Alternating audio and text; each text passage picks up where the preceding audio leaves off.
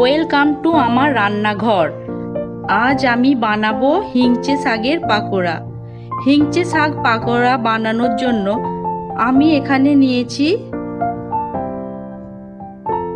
150 থেকে 200 গ্রাম মতো হিংচে শাক কুচিয়ে নিয়েছি। এবার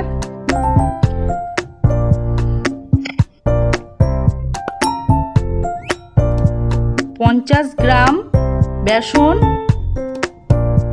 এবং 25 গ্রাম চালের গুঁড়ি দিয়ে দিলাম।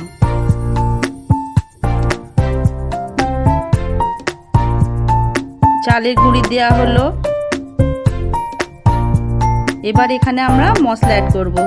কিছু পরিমাণ কালো জিরে দিলাম, একটু আদা, হাফ চামচ মতো, হাফ চামচ হলুদ গুঁড়ো, হাফ চামচ লঙ্কা গুঁড়ো, স্বাদ মতো নুন,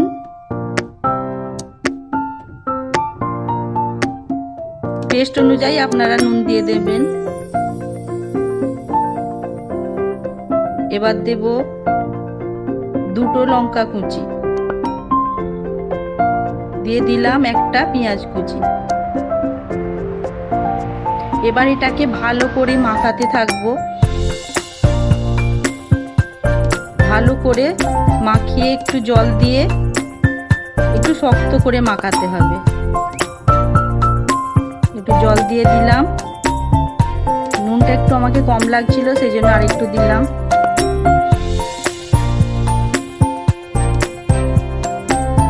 এবার এটাকে ভালো করে শক্ত করে মাখতে হবে। খুব একটা শক্ত না, নরম না। এবার আমার মাখানো রেডি।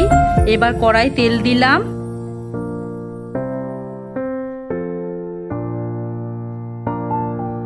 এবার একটু সামান্য তেল দিয়ে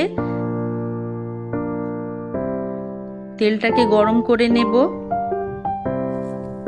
তেলটা গরম হয়ে গেলে আমরা এটা পাকোড়া বল করে দিয়ে দেব।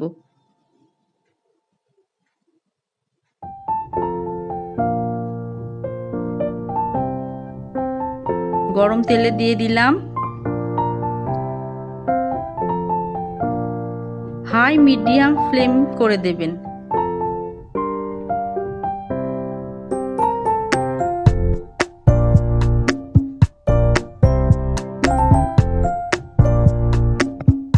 প্রায় অর্ধেক ভাজা হয়ে এসছে। একটু লাল লাল করে তুলে নেবেন। এখন একটু ভাজা হচ্ছে।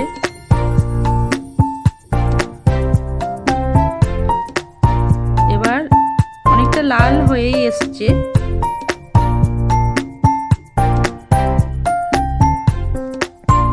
হিংচে শাকের পাকোড়া এবার রেডি।